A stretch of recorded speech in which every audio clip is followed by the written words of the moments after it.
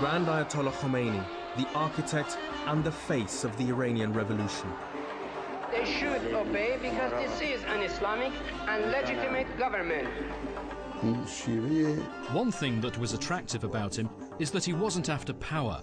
He wanted to serve the people of Iran. But rarely in modern history has a man who did not seek power come to wield so much of it. Overall, he took pleasure in seeking power. We should have known better. Grand Ayatollah Khomeini, a leading religious scholar, became the spiritual leader of the Iranian Revolution.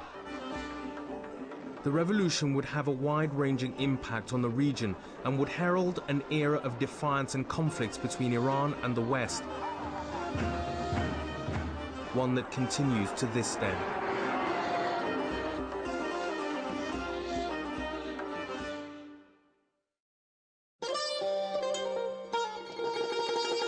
For such an iconic figure, little is known about the early life of Ruhollah Mousavi Khomeini. He was born in 1902, it's believed, in the north-central town of Khomeini, into a family with a long tradition of religious scholarship. A tradition that would continue. He proved to be a prodigious pupil, especially in areas of Islamic law. He was a star student to the foremost ayatollahs of the day in the leading seminaries in the holy city of Qom, which remains to this day the center of Shia religious learning, a world far removed from that of Iran's royal family. Imam Khomeini, as a scholar, had a special place in the religious school of Qom, especially in areas of Sharia laws and jurisprudence, in addition to philosophy and mysticism. Having this position, he was thoroughly anti-Pahlavi royal family regime. In terms of knowledge and morality, he was at a very high level, and he was not after either position or worldly possessions. He had only God in his mind, and whoever lives this way, God will help. From the outset, Khomeini was drawn to the relationship between politics and religion, in particular the role of the clergy in politics. In his 20s, he would develop his theory of veliyat-i-faqih, the guardianship of jurisconsult or clerical authority, something that would become a central tenet in the establishment of the Islamic Republic. In his talks with religious scholars and leaders, he raised the issue of saving Iran and saving Islam.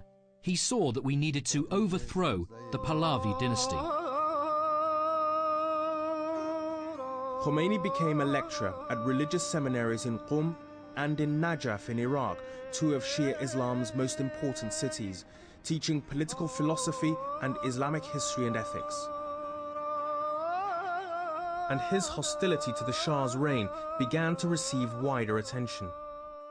He became the main speaker of the opposition inside Iran, and he gained the ground for what he was doing, because correctly he was continuously attacking the Shah's brutality. Because of that, he gained this popular support of the people. In 1963, the Shah instituted wide-ranging reforms. The so-called White Revolution changed the laws on land ownership and gave women the right to vote. In another move that inflamed his critics, American military personnel living in Iran were granted freedom from prosecution. For Ayatollah Khomeini, this was unbearable.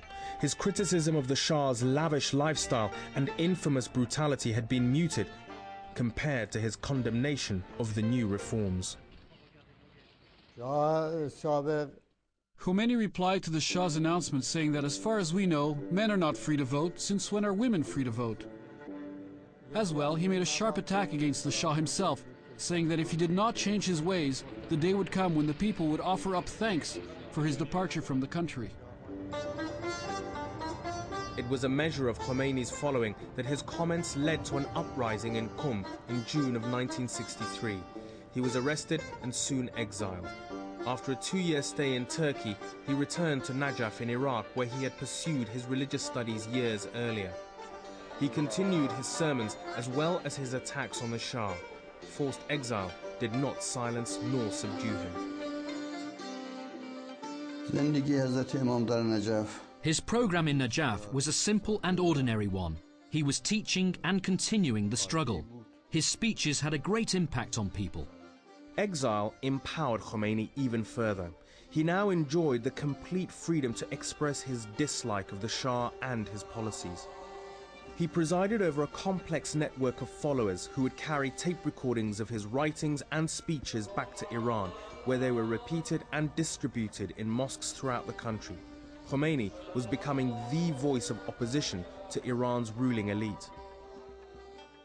He was physically in Najaf, but through friends and foreign media he would get information about the situation here.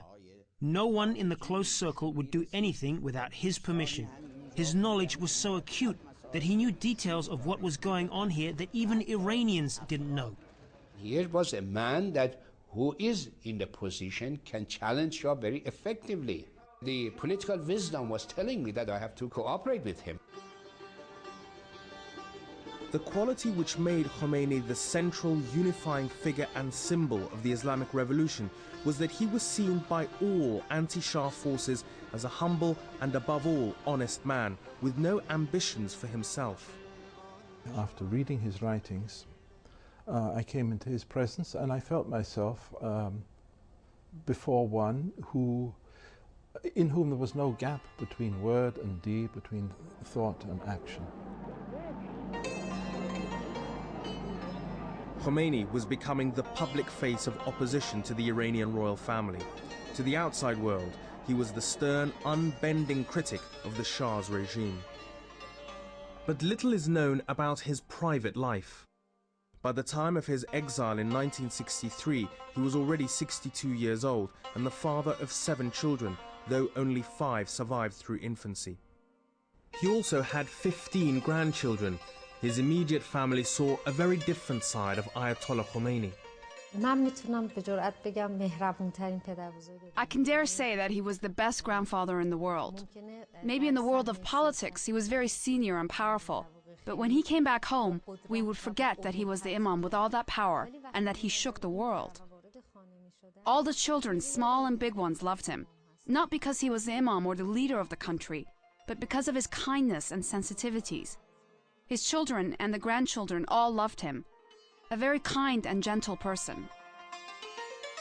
Khomeini's public resistance to women's rights was also quite different to how he treated them in private. He loved his granddaughters most of all. He himself was very chic and well-dressed. He would say to us, "Women are so smart, they take all the good things for themselves." You could smell his perfume from 10 meters away. He usually wore woman's perfume. As Khomeini's influence and following swelled inside Iran, authorities in Tehran were also on the scent and wanted to stop him. But the only thing the Shah's government could do was to ask Saddam Hussein to silence Khomeini from his exile in Najaf. It worked, and in October of 1978, Khomeini once again found himself without a country. He was soon to find sanctuary in Europe. It was an unlikely refuge for such a religious leader. I proposed to him that we should go to Paris. First, he didn't agree because it was very heavy idea for a high mujtahid, a reverend in his caliber, to go to Paris, such a romantic city. Somehow we were also concerned what the reactionary clergy will react to his trip to Paris. He said, okay, we go to Paris. Of course, there was some good reason that we chose Paris. What happened? All of a sudden, the movement became internationalized. Neuf-le-Château became the new nerve center of Khomeini's team and the Ayatollah's temporary home. I was responsible during those few months in Neuf-le-Château in all press conferences and interviews of Ayatollah Khomeini. I mean, the journalists, the translation, and everything. Another responsibility of mine was looking at to more than 20 newspapers, journals every day, looking for the news, and I prepared a news briefing every night for Ayatollah Khomeini. It was here, just outside one of Europe's most glamorous and historic cities, that the final plans for the Iranian Revolution were being drawn, for what Khomeini believed to have been his and Iran's destiny.